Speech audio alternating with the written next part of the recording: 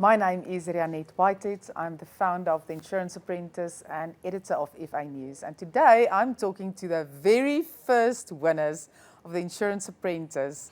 2015, 10 years later. It is absolutely fantastic to have you here and I can't wait to catch up. I wish we had more than 10 minutes, but first of all, welcome. And how old do you feel? Very old. I was saying when I walked in here today and someone said to me, that's the first winner. I said, please don't remind me, it's 10 years ago. I cannot believe it. It's absolutely insane. Yeah. You guys was the first to enter. There was nothing like this in the industry. We put it out there and you decide to enter. Why? And did you have any idea what you were signing up for, Roxanne? So I remember sitting at my offices and I got an email from a broker with this application, and this was said the Insurance Apprentice, and I remember reading the requirements and said you have to be in the industry for 4 years, I think. And I reached out to someone at FA News and I said, when the filming starts, I will have been in the industry for 4 years then, so can I enter? And I got a response saying yes, and I thought, well, I'm 25 years old, I've been in the industry for 4 years, what's the worst that can happen? It's a learning opportunity. I'm going to get exposure to stakeholders. I'm going to get executive, like the presence in the boardroom. And so I thought, there's nothing to lose. And that was the reason that I decided to enter. Absolutely. I think for me, it was just, the attractiveness of that opportunity. Insurance was not my choice of career when I started. And when I saw something like that, I thought, oh, fantastic. I've seen The Apprentice on TV, maybe from America. I thought, I'm glad it's in country. How about starting it? And I don't regret it. I thoroughly enjoyed it. And I think it really is a platform to showcase how attractive the industry is to young people. So I'm glad that I took that opportunity.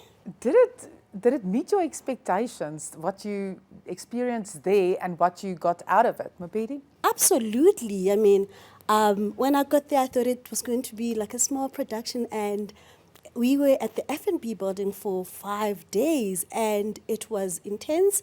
The caliber of people, the discussions, and just, sitting there and getting live feedback on a project, that was amazing. So it's really exceeded actually my expectations. Yeah, I mean, I must be honest, zero expectations. I wasn't sure what to expect. I knew that I was going in wet behind the ears, like having only experience in financial lines.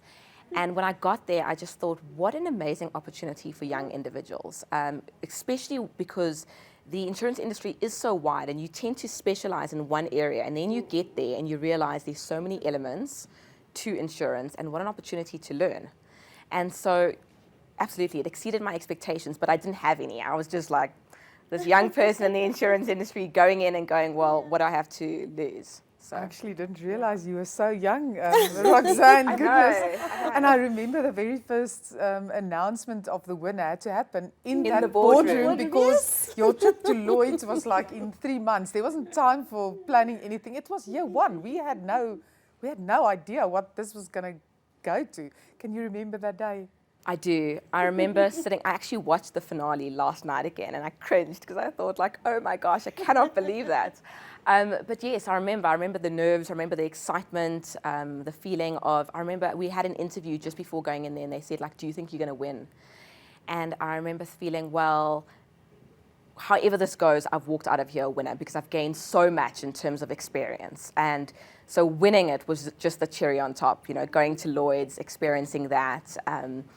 But it was an unreal feeling, hearing my name, hearing it being called and thinking, I've actually won this. Like I walked in here not knowing what to expect, and I've made it, so yeah. If you had the chance, looking at how the competition evolved and how much more grueling I think the judges look, not necessarily are, but at least look. If you had the opportunity to enter now, would you? 100%. Actually, I think you and I were speaking about it, and I said you have to have like a 10-year celebration where all the winners come. Watch this space. And we all compete against each other, because having done this 10 years ago and gained so much experience in my Career trajectory has changed so much over time. I'd love to compete against like the winners again and see what that is like. Yeah. Mopedi? Absolutely, I would do it again. I mean, I define my own meaning of winning, you know.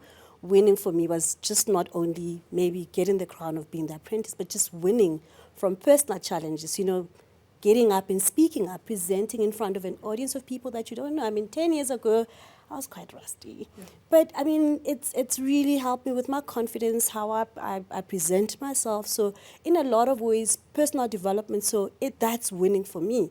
And I look at how my career has shaped from being a single risk underwriter at SHA at the time, fantastic organization, to being a treaty underwriter, managing portfolios.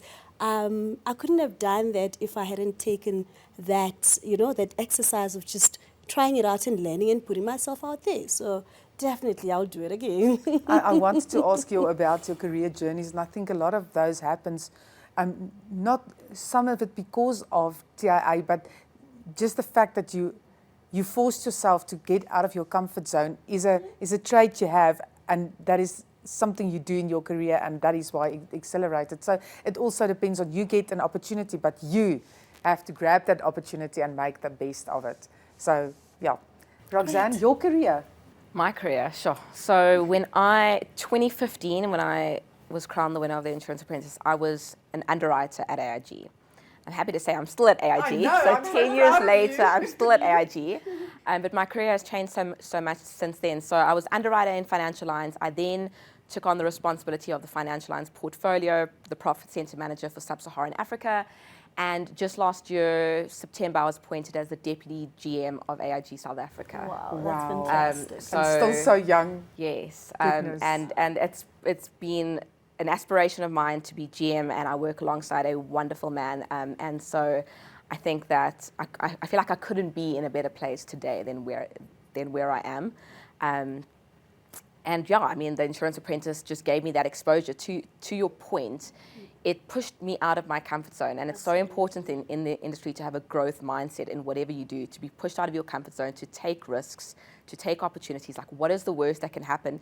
Even if you don't win, you get experience. Absolutely. And that is invaluable. Yep. So that's where my career has led me. Last year, there's an insurance award, which is the Business Insurance Women to Watch for Europe, Middle East, and Africa, and I was the winner of that. Wow. So That is so really, it's been a wonderful career trajectory. I'm so happy to hear that. It's an inspiration for many, but both of you did well. Yes, I have to ask, when you entered, you were very shortly, you were Roxanne Mopedi. In the meantime, a few things happened with 3 kids. Listening to where you are in your career and having 3 kids, your short message to people who want to really battle with doing the work-life balance, Roxanne? Yeah, I think that if you have grit, grace, and humility, you can do anything. Absolutely. And you just got to find time. I say we all have 24 hours in a day. It's how you manage your time. And so, yes, I'm a young mom. I've got 3 kids under the age of 6. It is a circus at the best of times. But I still just make the time. So things that are important to me for work and life, and the balance of that is staying fit, being healthy. So people ask me, so when do you get to actually train? I'm like, at 9 o'clock at night. Yeah. I get to the gym at 9 o'clock at night, because I always say, what is a priority to you? What's important to you, you will always prioritize. Absolutely. And so, I think my message to young individuals is just go for it. You know, you've got the opportunity, and whatever happens, you learn so much. Mopedi, a short message to people who sit on the fence, should they enter? I would say grab the opportunity. The time is at the time that you choose to change, make a decision to change your life. Even if you're feeling you've got nerves, everything that gives you nerves, you look back, it will be worth taking that opportunity. So if you're sitting on the fence, just do it. You'll not regret it. It was wonderful to catch up with you. I was really looking forward to catching up with the first group of this 10-year journey, which I still can't believe, and how it exploded. and there's a lot more to come. So thank you for your time, and I'm looking forward to catching up and that you can join us at the finale tonight, watching who will become winner number 10. So thank you for that. Fantastic. Thank you so much. This is Rianet Whitehead signing off.